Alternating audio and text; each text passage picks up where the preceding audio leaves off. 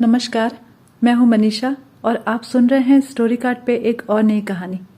आज की कहानी का शीर्षक है सुहाग का शव। मुंशी प्रेमचंद जी के द्वारा लिखी गई एक बड़ी ही संवेदनशील कहानी है। अगर आपको भी ये कहानी अच्छी लगे तो ज़रूर लाइक कीजिएगा और ऐसी ढेरों कहानियां सुनने के लिए हमारे चैनल को सब्सक्राइब भी कीजिए। तो शुरू करते हैं आज की कहानी, सुहाग का शव। मध्य प्रदेश के एक पहाड़ी गांव में एक छोटे से घर की छत पर एक युवक मानो संध्या की निस्तब्धता में लीन बैठा था। सामने चंद्रमा के मलिन प्रकाश में उदी पर्वतमालाएं अनंत के स्वप्न की भांति गंभीर, रहस्यमय, संगीतमय, मनोहर मालूम होती थीं। उन पहाड़ियों के नीचे जलधारा की एक रौप्य रेखा ऐसी मालूम होती थी मानो उन पर्वतों का समस्त संगीत, समस्त गांभीर्य, संपूर्ण रहस्य इसी उज्जवल प्रवाह में लीन हो गया हो। युवक की वेशभूषा से प्रकट होता था कि उसकी दशा बहुत संपन्न नहीं है। हाँ, उसके मुख से तेज और मनस्विता झलक रही थी। उसकी आंखों पर ऐनक न थी, न मूछें मुड़ी हुई थी, न बाल सवरे हुए थे। कलाई पर घड़ी भी नहीं थी। यहाँ तक कि कोट की जेब में फाउंटेन पेन भी न था।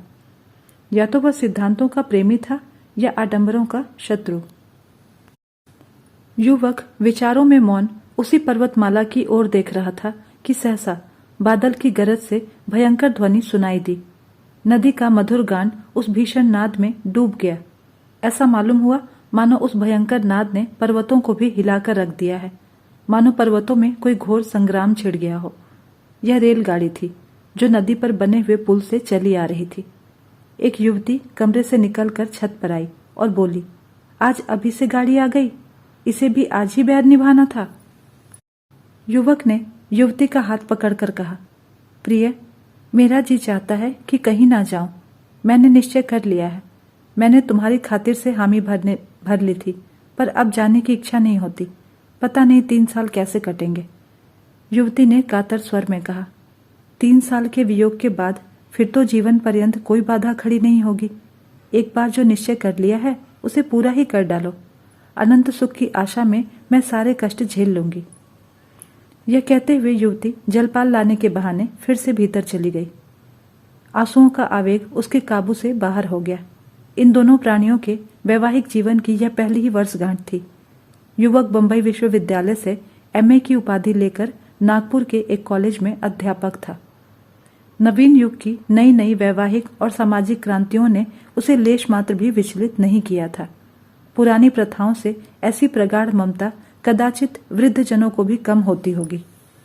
प्रोफेसर हो जाने के बाद उसके माता पिता ने इस बालिका से उसका विवाह कर दिया था। प्रथानुसार ही उस आंख मिचौली के खेल में उन्हें प्रेम का रत्न मिल गया।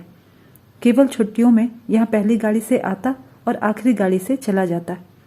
ये 2-4 दिन मीठे स्वप्न के समान कट जाते थे। दोनों बालकों की भांति रो रो कर विदा होते। इसी कोठे पर खड़ी होकर वह उन्हें देखा करती, जब तक निर्दयी पहाड़ियां उसे आप अपने आड़ में न ले लेती थीं। पर अभी साल भी न गुजरने पाया था कि वियोग ने अपना षड्यंत्र रचना शुरू कर दिया। केशव को विदेश जाकर शिक्षा पूरी करने के लिए एक वृत्ति मिल गई थी। मित्रों ने बधाइयां दी।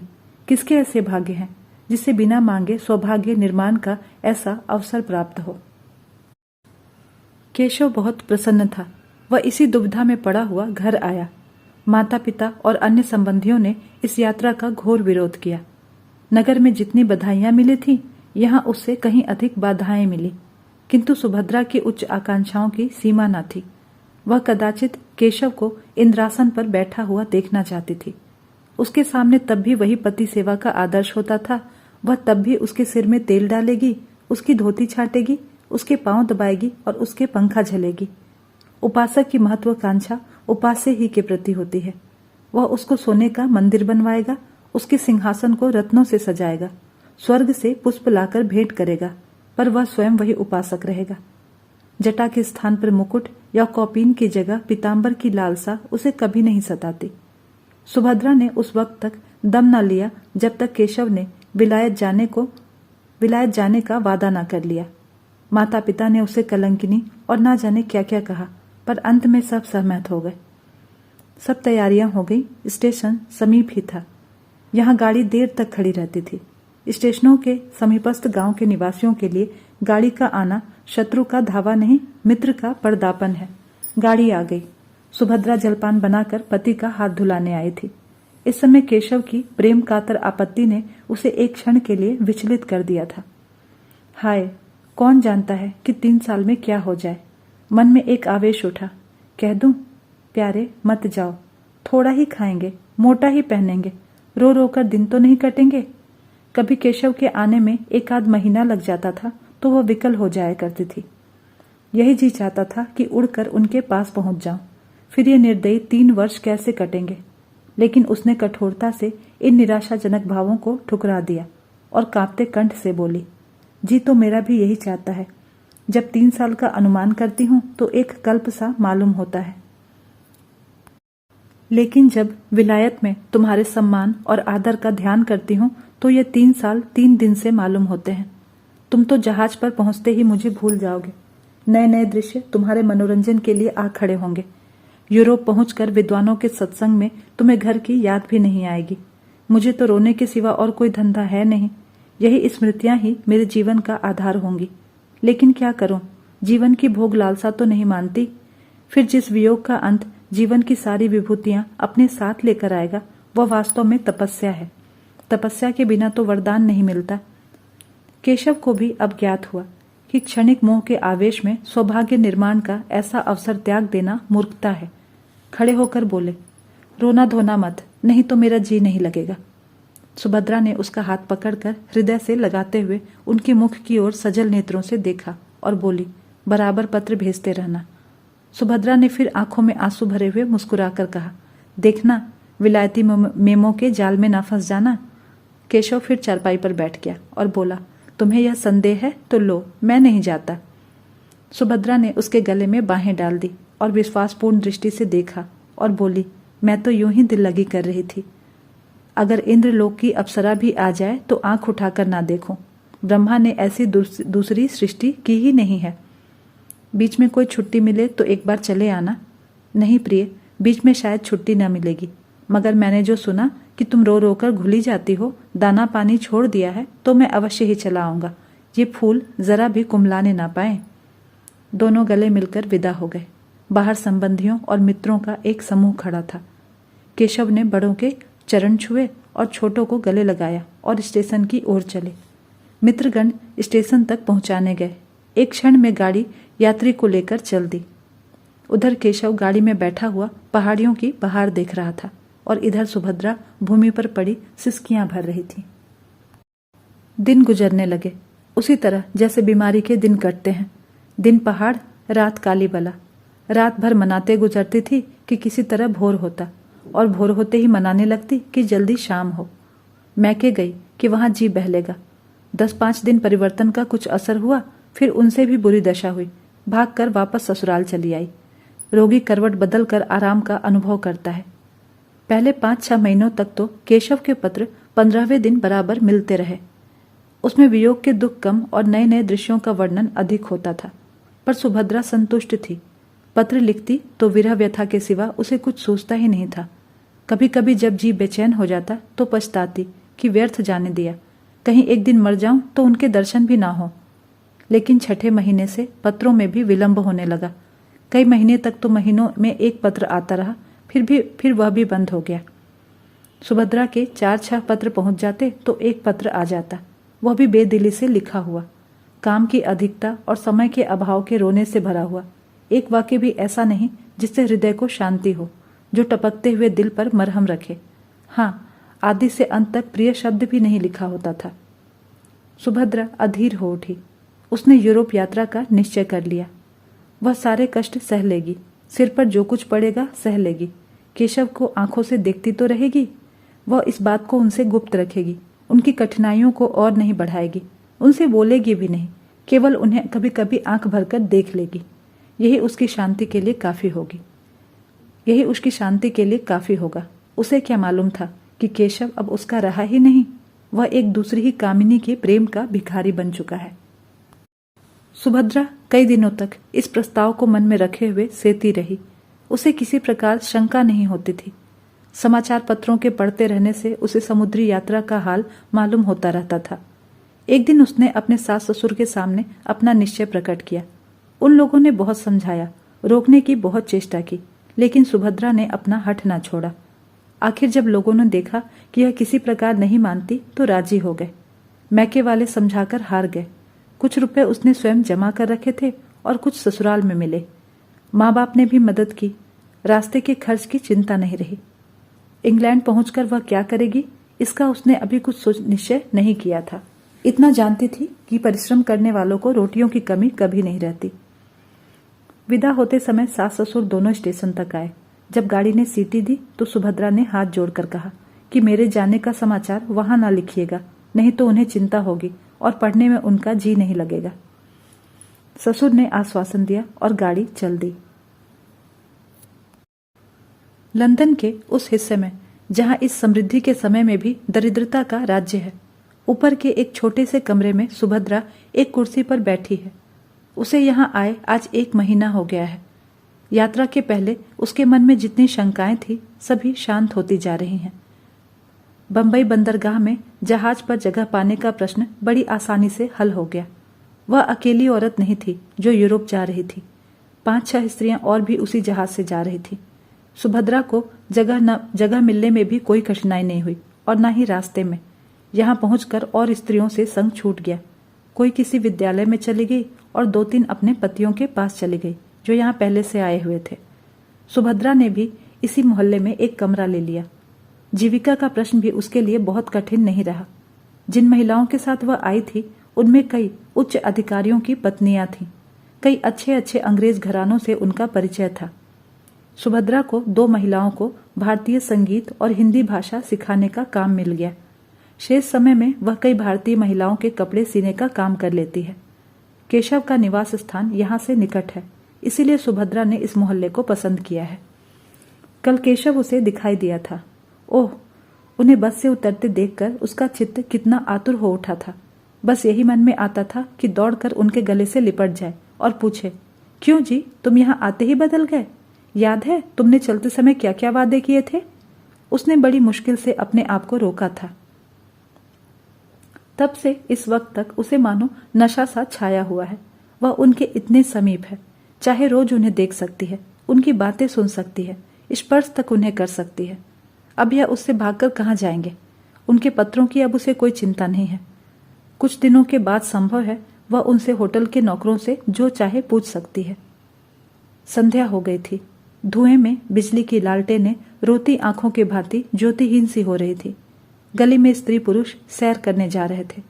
सुभद्रा सोचने लगी, इन लोगों को आमोद से कितना प्रेम है, मानो किसी को चिंता ही नहीं, मानो सभी संपन्न हैं। जब ही ये लोग इतने एकाग्र होकर सब काम कर पाते हैं। जिस समय जो काम करने को है जी जान से करते हैं। खेलने की उमंग है तो काम करने की भी उमंग है। और एक हम हैं कि न हंसते हैं न रोते हैं, मौन बैठे रहते हैं। स्फूर्ति का कहीं नामो निशान नहीं। काम तो सारा दिन करते हैं, भोजन करने की भी फुर्सत नहीं मिलती, पर वास्तव में चौथाई समय भी काम में नहीं लगते। केवल काम करने का बहाना करते हैं। मालूम होता है जाति प्राण शून्य हो गई है। सहसा उसने केशव को जाते देखा। हाँ, केशव ही था। कुर्सी से उठकर बरामदे में चली आई। प्रबल इच्छा हुई कि जाकर उनके गले से लिपट जाए। अगर उसने अपराध किया है तो उन्हीं के कारण तो। यदि वह बराबर पत्र लिखते रहते तो वह क्यों आती भला? लेकिन केशव के साथ यह युवती कौन है? अरे, केशव ने तो उसका हाथ पकड़ा हुआ है। दोनों मुस्कुरा मुस्कुरा कर बातें करते चले जाते हैं। आखिर यह युवती है कौन? सुभद्रा ने ध्यान से देखा। युवती का रंग सांवला था। वह भारतीय महिला थी। उसका पहनावा भारतीय था। इससे ज्यादा सुभद्रा को और कुछ दिखाई नहीं दिया। उसने तुरंत जूते पहने, द्वार बंद किया और एक क्षण में गली में आ पहुंची। केशव अब दिखाई नहीं देता था, पर वह जिधर गया था उधर से वह बड़ी तेजी से लपकी जाती थी। यह युवती कौन है? वह उन दोनों की बातें सुनना चाहती थी। उस युवती को देखना चाहती थी। उसके पांव इतने तेजी से उठ रहे थे मानो वह दौड़ रही हो, पर इतनी जल्दी दोनों कहाँ अदृश्य हो गए? अब तक उसे उन लोगों के समीप पहुंच जाना चाहिए था। शायद दोनों किसी बस में जा बैठे। अब वह गली समाप्त करके एक चौड़ी सड़क पर आ पहुंची थी। दोनों तरफ बड़ी बड़ी जगमगाती दुकानें थीं, जिनमें संसार की विभूतियां गर्व से फूली हुई उठी थी। कदम कदम पर होटल और रेस्टोरेंट थे। सुभद्रा दोनों ओर नेत्रों से ताकती, पग पग पर भ्रांति के कारण मचलती, कितनी दूर निकल आई कुछ खबर नहीं। फिर उसने सोचा, यूं कहाँ तक चली जाऊंगी, कौन जाने किधर गए, चलकर फिर अपने बरामदे से देखूं, आखिर इधर से गए हैं तो इधर से लौटेंगे भी। यह ख्याल आते ही वह घूम पड़ी और उसी तरह दौड़ती हुई अपने स्थान की ओर चली। जब वहां पहुंची तो 12 बज गए थे और इतनी देर तक उसे चलते ही गुजरा। एक क्षण भी उसने कहीं विश्राम नहीं किया था। वह ऊपर पहुंची तो गृह स्वामिनी ने कहा, तुम्हारे लिए बड़ी देर से भोजन रखा हुआ है। सुभद्रा ने भोजन अपने कमरे में मंगा लिया, पर खाने की सुधि किसे थी। वह उसी बरामदे में उसी तरह टकटकी लगाए खड़ी रही जिधर से केशव गया था। 1 बज गया, 2 बजा, फिर भी केशव नहीं लौटा। उसने मन में कहा, वह किसी दूसरे मार्ग से चले गए, मेरा यहाँ खड़ा रहना व्यर्थ है, चलूं सो रहूं। लेकिन फिर ख्याल आया कि कहीं आ न रहे हों। मालूम नहीं उसे कब नींद आ गई। दूसरे दिन प्रातःकाल सुभद्रा अपने काम पर जाने को तैयार हो रही थी कि एक युवती रेशमी साड़ी पहने आकर खड़ी हो गई और मुस्कुराकर बोली, क्षमा कीजिएगा, मैंने बहुत सवेरे आपको कष्ट दिया। आप तो कहीं जाने को तैयार मालूम होती हैं। सुभद्रा ने एक कुर्सी बढ़ाते हुए कहा, हाँ, एक काम से बाहर जा रही थी, मैं आपकी क्या सेवा कर सकती हूँ? यह कहते हुए सुभद्रा ने युवती को सिर से पांव तक उसी आलोचनात्मक दृष्टि से देखा जिससे स्त्रियां ही देख सकती हैं। सौंदर्य की किसी परिभाषा से भी उसे सुंदरी न कहा जा सकता था। उसका रंग सांवला, मुंह कुछ चौड़ा, नाक कुछ चिपटी, कद भी छोटा और शरीर भी कुछ स्थूल था। आंखों पर ऐनक लगी हुई थी, लेकिन इन सब कारणों के होते हुए भी उसमें कुछ ऐसी बात थी जो आंखों को अपनी ओर खींच लेती थी।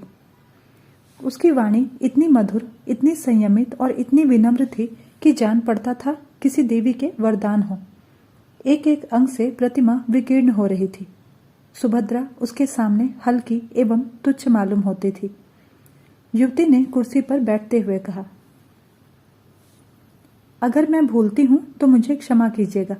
मैंने सुना है कि आप कुछ कपड़े भी सीती हैं, जिसका प्रमाण यह है कि यहाँ सीविंग मशीन मौजूद है। सुभद्रा, मैं 2 लेडियों को भाषा पढ़ाने जाया करती हूँ। शेष समय में कुछ सिलाई भी कर लेती हूँ। आप कपड़े लाई हैं? युवती, नहीं, अभी कपड़े नहीं लाई। यह कहते हुए उसने लज्जा से सिर झुकाकर मुस्कुराते हुए कहा, बात दरअसल ये है कि मेरी शादी होने जा रही है। मैं वस्त्राभूषण सब हिंदुस्तानी रखना चाहती हूँ। विवाह भी वैदिक रीति से ही होगा।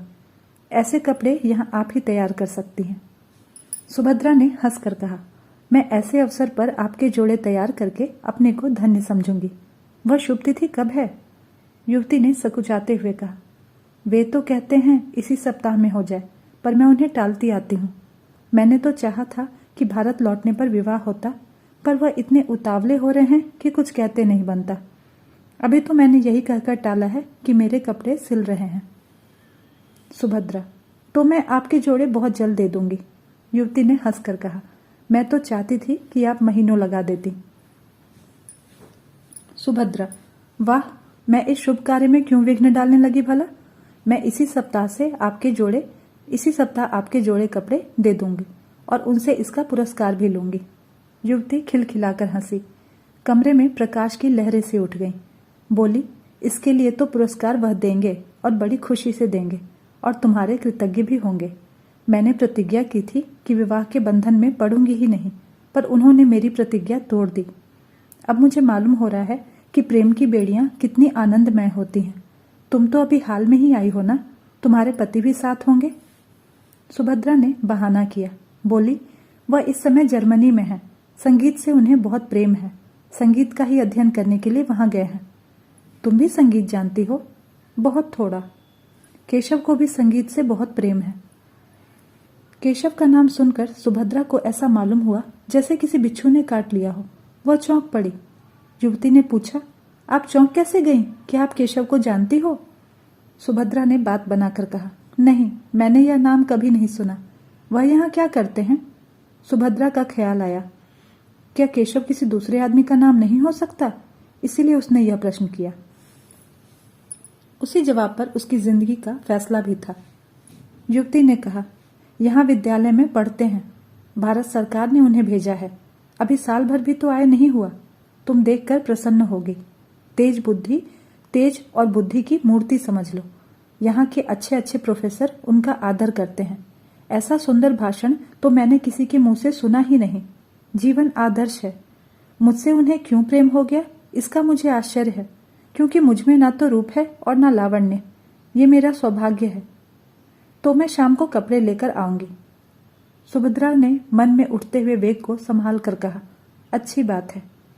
जब युवती चली गई तो सुभद्रा फूट फूट कर रोने लगी।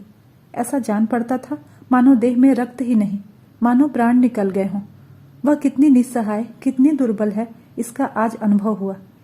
ऐसा मालूम हुआ मानो संसार में उसका कोई नहीं है। अब उसका जीवन व्यर्थ है। उसके लिए अब जीवन में रोने के सिवा और क्या है। उनकी सारी ज्ञानेंद्रियां शिथिल सी हो गई थीं, मानो वह किसी ऊंचे वृक्ष से गिर पड़ी हो। हाँ, यह उसके प्रेम और भक्ति का ही पुरस्कार है।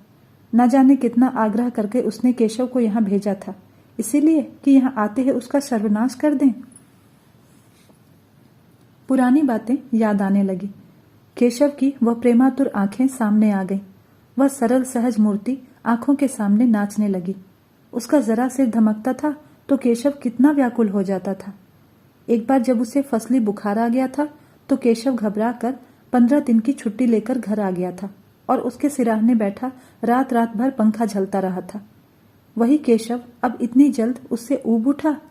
उसके लिए सुभद्रा ने कौन सी बात उठा रखी। वह तो उसी का अपना प्राणाधार, अपना जीवन धन, अपना सर्वस्व समझती थी। नहीं नहीं, केशव का दोष नहीं, सारा दोष इसी का है।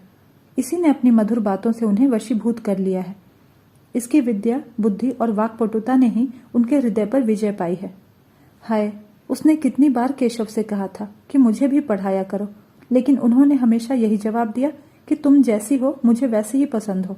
मैं तुम्हारी स्वाभाविक सरलता को पढ़ा पढ़ा कर मिटाना नहीं चाहता।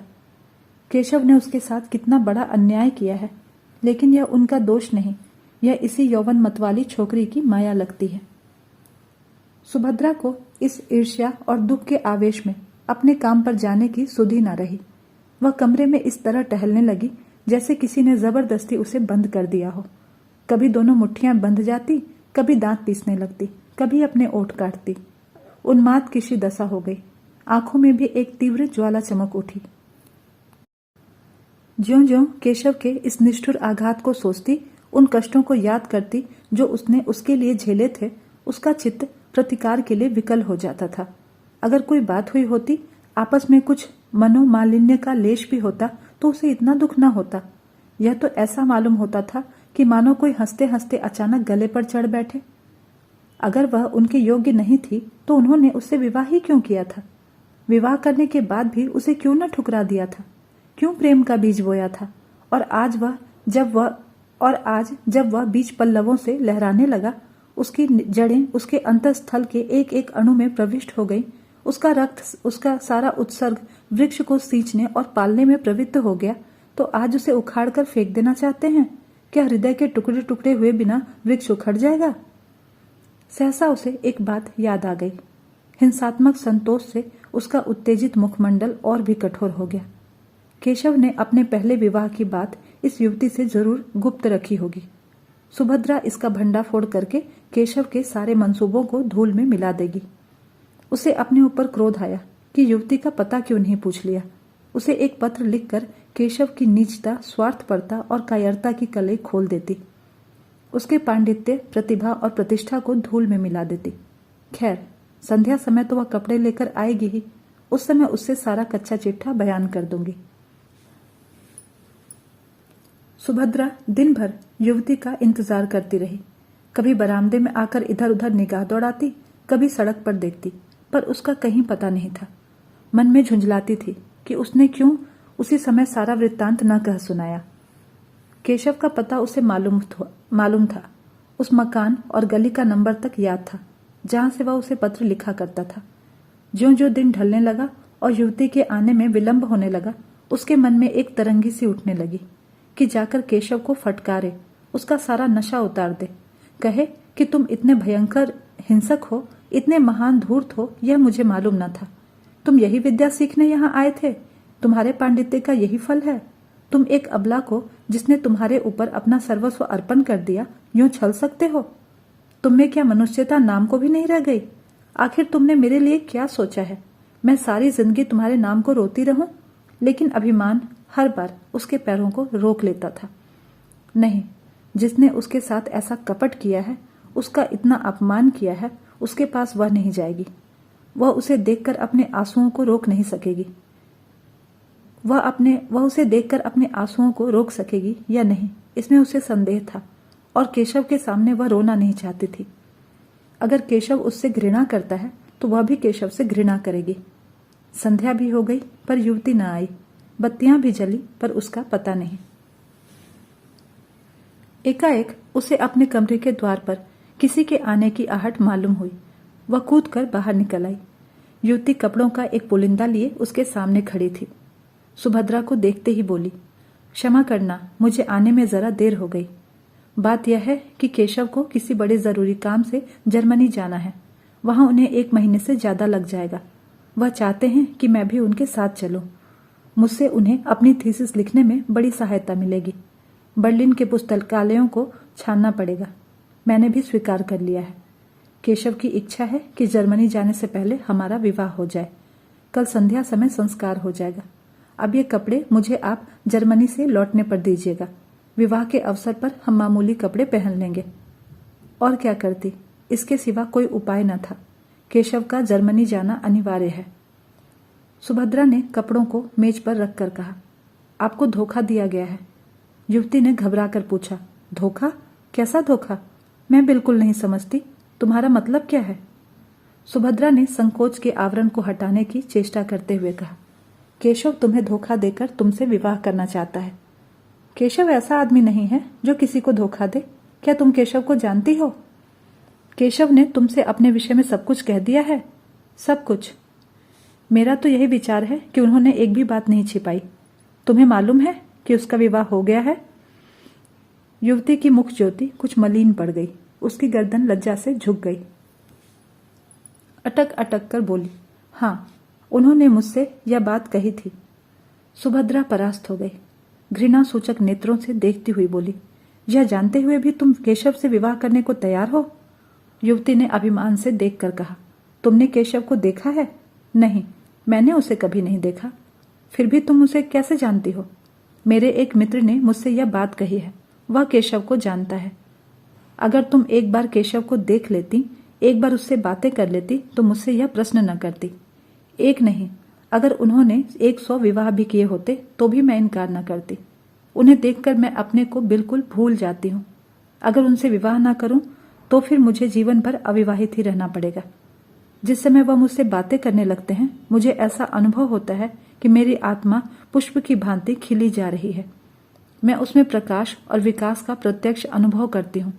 दुनिया चाहे जितना हंसे, चाहे जितनी निंदा करे, मैं केशव को अब नहीं छोड़ सकती। उनका विवाह हो चुका है, यह सत्य है, पर वह उस स्त्री से उनका मन कभी नहीं मिला। यथार्थ में उनका विवाह अभी नहीं हुआ। वह कोई साधारण अर्ध शिक्षिता बालिका है। तुम ही सोचो, केशव जैसा विद्वान, उदार चेता, मनस्वी पुरुष ऐसी बालिका के साथ कैसे प्रसन्न रह सकता है? तुम्हें कल मेरे विवाह में चलना पड़ेगा। सुभद्रा का चेहरा तमतमाया जा रहा था। केशव ने उसे इतने काले रंगों से रंगा है, यह सोचकर उसका रक्त खौल रहा था। जी में आता था उसी क्षण इसको दुत्कार दूं, लेकिन उसके मन में कुछ और ही मंसूबे पैदा होने लगे थे। उसने गंभीर पर उदासीनता के भाव से पूछा, केशव ने कुछ उस स्त्री के विषय में नहीं कहा? युवती ने तत्परता से कहा, घर पहुंचने पर वह उससे केवल यही कह देंगे कि हम और तुम अब स्त्री और पुरुष नहीं रह सकते। उसके भरण पोषण का वह उसके इच्छानुसार प्रबंध कर देंगे। इसके सिवा वह और क्या कर सकते हैं? हिंदू नीति में पति पत्नी में विच्छेद नहीं हो सकता, पर केवल स्त्री को पूर्ण रीति से स्वाधीन कर देने के विचार से वह ईसाई या मुसलमान होने पर भी तैयार हैं। वह तो अभी उसे इसी आशय से एक पत्र लिखने जा रहे थे, पर मैंने रोक दिया। मुझे उस अभागिनी पर बड़ी दया आती है। मैं तो यहाँ तक तैयार हूँ कि अगर उसकी इच्छा हो तो वह भी हमारे साथ रहे। मैं उसे अपनी बहन समझूंगी, किंतु केशव इससे सहमत नहीं होते। सुभद्रा ने व्यंग से कहा, रोटी कपड़ा देने को तैयार ही हैं, स्त्री को इसके सिवा और क्या चाहिए? युवती ने व्यंग की कुछ परवाह न करके कहा। तो मुझे लौटने पर कपड़े तैयार मिलेंगे ना? सुभद्रा: हाँ, मिल जाएंगे। युवती: कल तुम संध्या समय आओगी? सुभद्रा: नहीं, खेद है, अवकाश नहीं है। युवती ने कुछ न कहा, चली गई। सुभद्रा कितना ही चाहती थी कि समस्या पर शांत चित्त होकर विचार करे, पर हृदय में मानो ज्वाला सी दहक रही थी। केशव के लिए वह अपने प्राणों का कोई मूल्य नहीं समझती थी। वही केशव उसे पैरों से ठुकरा रहा है। यह आघात इतना आकस्मिक, इतना कठोर था कि उसकी सारी चेतना की सारी कोमलता मूर्छित हो गई। उसके एक एक अणु प्रतिकार के लिए तड़पने लगा। अगर यही समस्या इसके विपरीत होती तो क्या सुभद्रा की गर्दन पर छुरी न फिर गई होती? केशव उसके खून का प्यासा न हो जाता? क्या पुरुष हो जाने से सभी बातें क्षम्य और स्त्री हो जाने से सभी बातें अक्षम्य हो जाती हैं? नहीं, इस निर्णय को सुभद्रा की विद्रोही आत्मा इस समय स्वीकार नहीं कर सकती थी। उसे नारियों के ऊंचे आदर्शों की परवाह नहीं है। उन स्त्रियों में आत्माभिमान न होगा। वे पुरुषों के पैरों की जूतियां बनकर रहने में ही अपना सौभाग्य समझती होंगी। सुभद्रा इतनी आत्म अभिमान शून्य नहीं है। वह अपने जीते जी यह नहीं देख सकती कि उसका पति उसके जीवन का सर्वनाश करके चैन की बंसी बजाए। दुनिया उसे हत्यारिणी, पिशाचिनी कहेगी, कहे, उसे परवाह नहीं। रह रहकर उसके मन में भयंकर प्रेरणा होती थी कि इसी समय उसके पास चली जाए और इससे पहले कि वह उस स्त्री के प्रेम का आनंद उठाए, उसके जीवन का ही अंत कर दे। वह केशव की निष्ठुरता को याद करके अपने मन को उत्तेजित करती थी। अपने को धिक्कार कर नारी सुलभ शंकाओं को दूर करती थी। क्या वह इतनी दुर्बल है? क्या उसमें इतना भी साहस नहीं है? इस वक्त यदि कोई दुष्ट उसके कमरे में घुस जाए और उसके सतीत्व का अपहरण करना चाहे तो क्या वह उसका प्रतिकार नहीं करेगी? आखिर आत्मरक्षा के लिए ही तो उसने यह पिस्तौल ले रखी है। केशव ने उसके सत्य का अपहरण ही तो किया है। उसका प्रेम दर्शन केवल प्रवंचना थी। वह केवल उसकी वासनाओं की तृप्ति के लिए सुभद्रा के साथ प्रेम स्वांग भरता था। फिर उसका वध करना क्या सुभद्रा का कर्तव्य नहीं? इस अंतिम कल्पना से सुभद्रा को वह उत्तेजना मिल गई जो उसके भयंकर संकल्प को पूरा करने के लिए आवश्यक थी।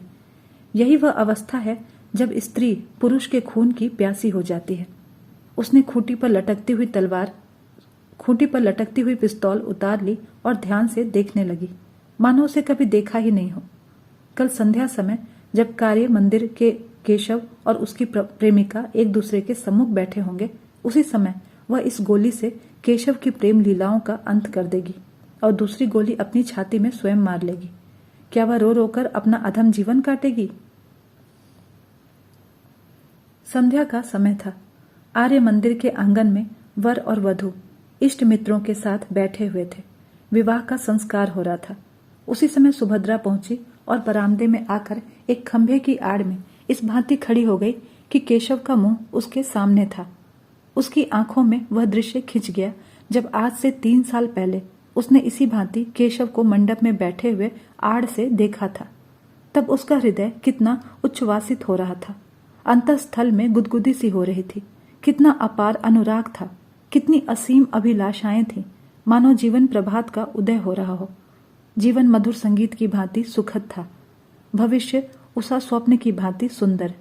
क्या यह वही केशव है? सुभद्रा को ऐसा भ्रम हुआ मानो यह केशव नहीं है। हाँ, यह वह केशव नहीं है।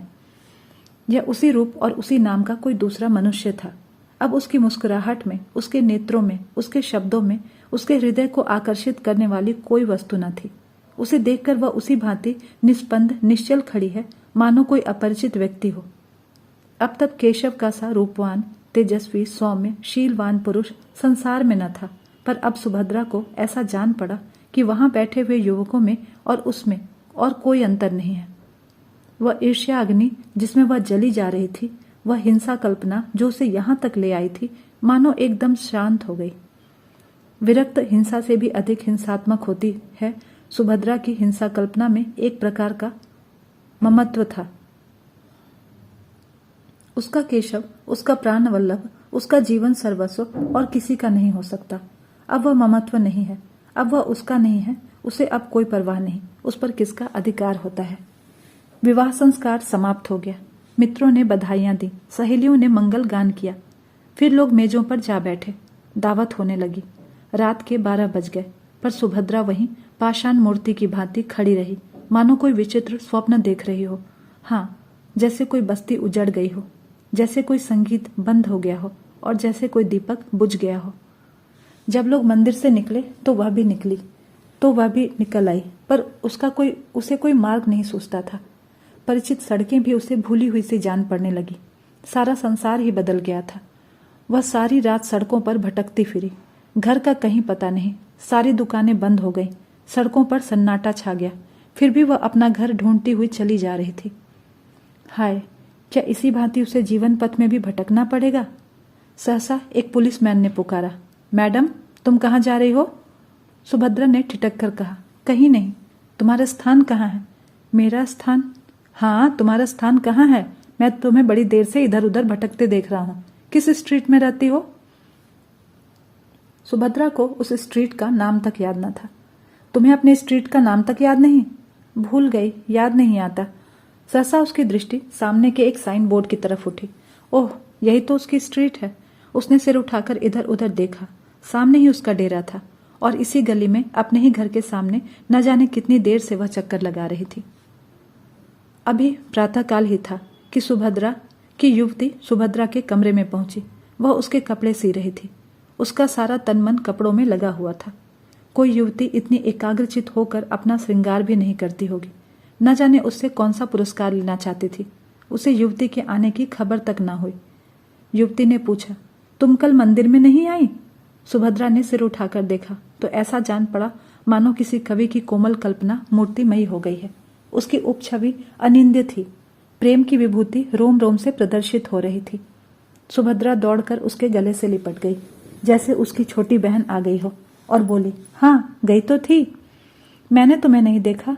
हाँ, मैं अलग थी। केशव को देखा? हाँ, देखा। धीरे से क्यों बोली? मैंने कुछ झूठ कहा था? सुभद्रा ने सहृदयता से मुस्कुराकर कहा, मैंने तुम्हारी आंखों से नहीं, अपनी आंखों से देखा। मुझे तो वह तुम्हारी योग्य नहीं जचे। तुम्हें ठग लिया। युवती खिलखिलाकर हंसी और बोली, वह, मैं समझती हूं मैंने उन्हें ठग लिया है। एक बार वस्त्राभूषणों से सजकर अपनी छवि आईने में तो देखो, तो मालूम हो जाएगा। तब क्या मैं कुछ और हो जाऊंगी? अपने कमरे से फर्श, तस्वीरें, हांडिया, गमले आदि निकालकर देख लो। कमरे की शोभा वही रहती है। युवती ने सिर हिलाकर कहा, ठीक कहती हो, लेकिन आभूषण कहाँ से लाऊं? न जाने अभी कितने दिनों में बनने की नौबत आए। मैं तुम्हें अपने गहने पहना दूंगी। तुम्हारे पास गहने हैं? बहुत। देखो, मैं अभी लाकर तुम्हें पहनाती हूँ।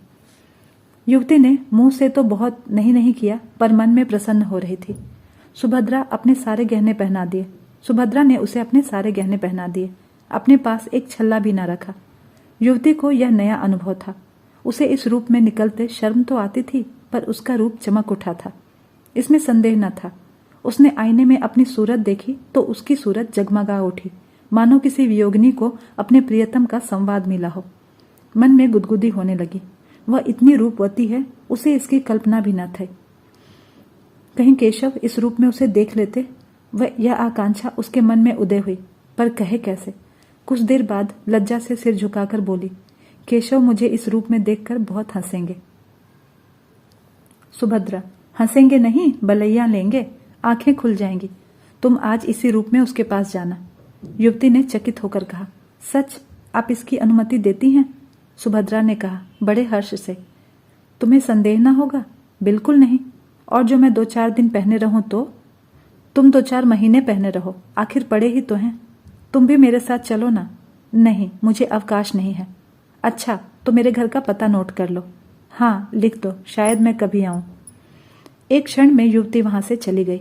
सुभद्रा अपनी खिड़की पर उसे इस भांति प्रसन्न मुख खड़ी देख रही थी, मानो उसकी छोटी बहन हो। ईर्ष्या या द्वेष का लेश भी उसके मन में न था। मुश्किल से 1 घंटा गुजरा होगा कि युवती लौट कर आई और सुभद्रा से बोली, सुभद्रा, क्षमा करना, मैं तुम्हारा समय बहुत खराब कर रही हूं। केशव बाहर खड़े हैं, बुला लूं? केवल एक क्षण के लिए सुभद्रा कुछ घबरा गई। उसने जल्दी से उठकर मेज पर पड़ी हुई चीजें इधर उधर हटा दी, कपड़े करीने से रख दिए। उसने जल्दी से उलझे हुए बाल संभाल लिए, फिर उदासीन भाव से मुस्कुराकर बोली, तुमने उन्हें क्यों कष्ट दिया? जाओ, बुला लो। 1 मिनट में केशव ने कमरे में कदम रखा और चौंक कर पीछे हट गए, मानो पांव जल गया हो। मुख से एक चीख निकलते निकलते रह गई। सुभद्रा गंभीर, शांत, निश्चल अपनी जगह पर खड़ी रही। फिर हाथ बढ़ाकर बोली, मानो किसी अपरिचित व्यक्ति से बोल रही थी।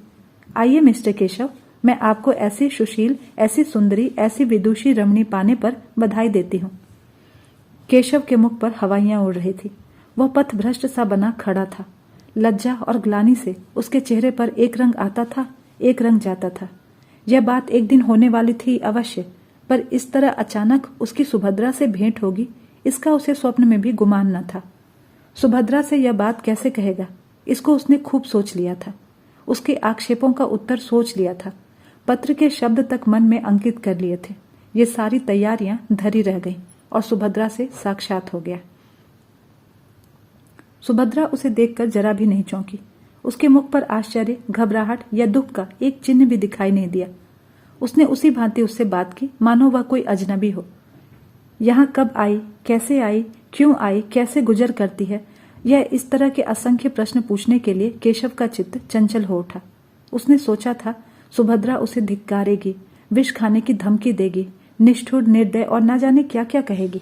इन सब आपदाओं के लिए वह तैयार था, पर इस आकस्मिक मिलन, इस गर्वयुक्त उपेक्षा के लिए वह तैयार न था।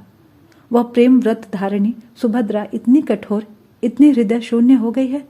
अवश्य ही इस सारी बातें पहले ही इसे मालूम हो चुकी है। सबसे तीव्र आघात यह था कि इसने अपने सारे आभूषण इतनी उदारता से दे डाले और कौन जाने वापस भी लेना ना चाहती हो। वह परास्त और अप्रतिम होकर एक कुर्सी पर बैठ गया। उत्तर में मुख से एक शब्द भी ना निकला।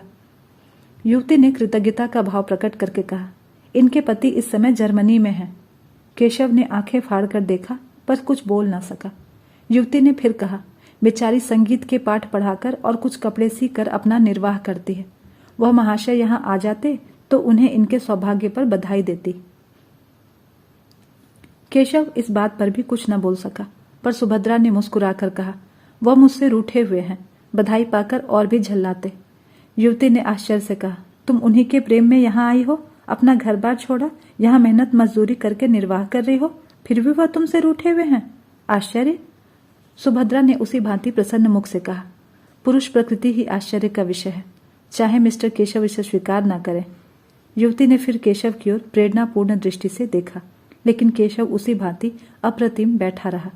उसके हृदय पर यह एक नया आघात था। युवती ने उसे चुप देखकर उसकी तरफ से सफाई दी। केशव स्त्री और पुरुष दोनों ही को समान अधिकार देना चाहते हैं। केशव डूब रहा था। तिनके का सहारा पाकर उसकी हिम्मत बन गई। बोला, विवाह एक प्रकार का समझौता है, दोनों पक्षों को अधिकार है, जब चाहे उसे तोड़ दें। युवती ने हामी भरी। सभ्य समाज में यह आंदोलन बड़े जोरों पर है। सुभद्रा ने शंका की, किसी समझौते को तोड़ने के लिए कारण भी तो होना चाहिए। केशव ने भावों की लाठी का सहारा लेकर कहा, जब इसका अनुभव हो जाए कि हम इस बंधन से मुक्त होकर अधिक सुखी रह सकते हैं तो यही कारण काफी है। स्त्री को यदि मालूम हो जाए कि वह दूसरे पुरुष के साथ। सुभद्रा ने बात काट कर कहा, क्षमा कीजिए मिस्टर केशव, मुझ में इतनी बुद्धि नहीं है कि इस विषय पर आपसे बहस कर सकूं। आदर्श समझौता वही है जो जीवन पर्यंत रहे। मैं भारत की नहीं कहती, वहां तो स्त्री पुरुष की लौंडी है। मैं इंग्लैंड की कहती हूँ। यहाँ भी कितनी ही औरतों से मेरी बातचीत हुई है। वे तलाकों की बढ़ती हुई संख्या को देखकर खुश नहीं होती। विवाह सबसे ऊंचा आदर्श उसकी पवित्रता और स्थिरता है। पुरुषों ने सदैव इस आदर्श को तोड़ा है और स्त्रियों ने निभाया है।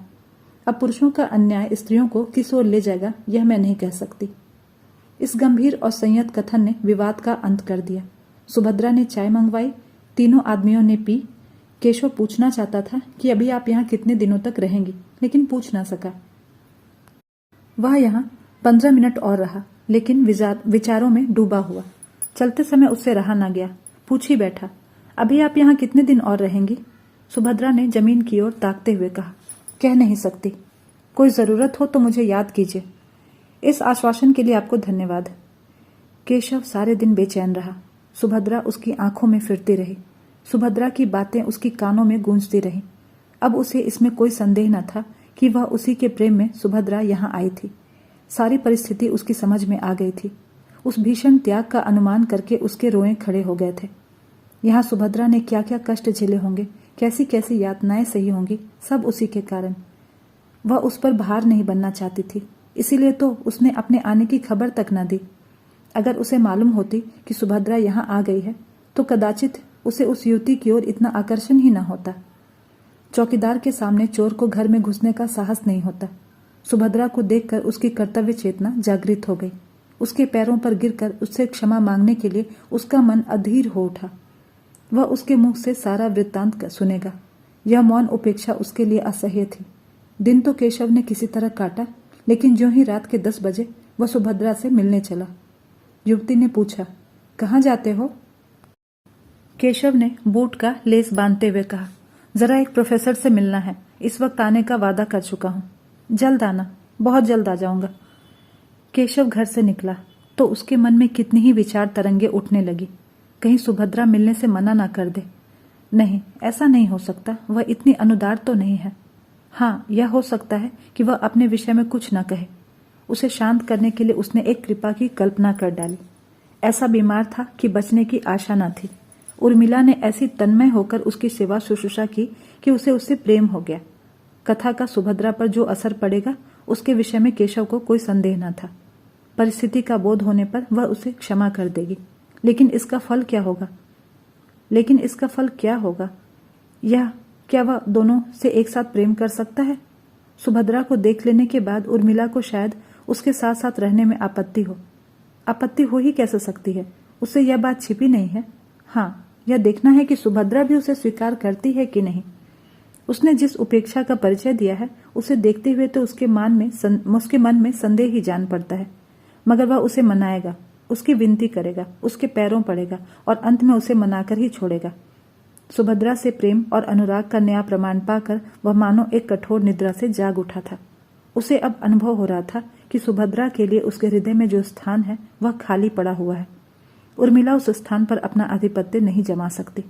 अब उसे ज्ञात हुआ कि उर्मिला के प्रति उसका प्रेम केवल वह तृष्णा थी जो स्वाद युक्त पदार्थों को देखकर ही उत्पन्न होती है। वह सच्ची क्षुधा न थी। अब फिर उसे तरल सामान्य भोजन की इच्छा हो रही थी। विलासिनी उर्मिला कभी इतना त्याग नहीं कर सकती। उसे संदेह ही था। सुभद्रा के घर के निकट पहुंचकर केशव का मन कुछ कातर होने लगा, लेकिन उसने जी कड़ा करके जीने पर कदम रखा और क्षण भर में सुभद्रा के द्वार पर पहुंचा। लेकिन कमरे का द्वार बंद था, अंदर भी प्रकाश न था। अवश्य ही वह कहीं गई होगी, आती ही होगी। तब तक उसने बरामदे में टहलने का निश्चय किया। सहसा मालकिन आती हुई दिखाई दी। केशव ने बढ़कर पूछा, क्या आप बता सकती हैं यह महिला कहाँ गई है? मालकिन ने उसे सिर से पांव तक देखकर कहा, वह तो आज यहाँ से चली गई। केशव ने हकबकाकर पूछा, चली गई? कहाँ चली गई? यह तो मुझसे नहीं बताया। कब गई? वह तो दोपहर को ही चली गई। अपना असबाब लेकर गई हैं? असबाब किसके लिए छोड़ जाती? हाँ, एक छोटा सा पैकेट अपनी एक सहेली के लिए छोड़ गई है। उस पर मिसेज केशव लिखा हुआ है। मुझसे कहा था कि यदि वह यहाँ आ जाए तो उसे दे देना, नहीं तो डाक से भेज देना। केशव को अपना हृदय इस तरह बैठता हुआ मालूम हुआ जैसे सूर्य का अस्त होना। एक गहरी सांस लेकर बोला, आप मुझे वह पैकेट दिखा सकती हैं? केशव मेरा ही नाम है। मालकिन ने मुस्कुराकर कहा, मिसेज केशव को कोई आपत्ति तो ना होगी? तो फिर मैं उन्हें बुला लाऊं? हाँ, उचित तो यही है। बहुत दूर जाना पड़ेगा। केशव कुछ ठिठकता हुआ जीने की ओर चला तो मालकिन ने फिर कहा, मैं समझती हूँ आप इसे ले ही जाइए, व्यर्थ आपको क्यों दौड़ाऊं, मगर कल मेरे पास एक रसीद भेज दीजिएगा, शायद उसकी जरूरत पड़े। यह कहते हुए उसने एक छोटा सा पैकेट लाकर केशव को दे दिया। केशव पैकेट लेकर इस तरह भागा मानो कोई चोर भागा जा रहा हो। इस पैकेट में क्या है यह जानने के लिए उसका हृदय व्याकुल हो रहा था। उसे इतना विलंब असह्य था कि अपने स्थान पर जाकर उसे खोले। समीप ही एक पार्क था। वहां जाकर उसने बिजली के प्रकाश में उस पैकेट को खोल डाला। इस समय उसके हाथ कांप रहे थे और हृदय इतने वेग से धड़क रहा था मानो किसी बंधु की बीमारी के समाचार के बाद मिला हो। पैकेट का खुलना था कि केशव की आंखों से आंसुओं की झड़ी लग गई। उसमें एक पीले रंग की साड़ी थी, एक छोटी सी सिंदूर की डिबिया और एक केशव का फोटो चित्र के साथ ही एक लिफाफा भी था। केशव ने उसे खोलकर पढ़ा। उसमें लिखा था, बहन, मैं जाती हूँ। यह मेरे सुहाग का शव है। इसे टोम्स नदी में विसर्जित कर देना। तुम्ही लोगों के हाथों यह संस्कार भी हो जाए तो अच्छा। तुम्हारी सुभद्रा। केशव मरमाहत सा पत्र हाथ में लिए वहीं घास पर लेट गया और फूट फूट कर रोने लगा। तो दोस्तों, ये थी मुंशी प्रेमचंद जी की कहानी सुहाग का शव। आशा करती हूँ आपको ये कहानी जरूर अच्छी लगी होगी। धन्यवाद।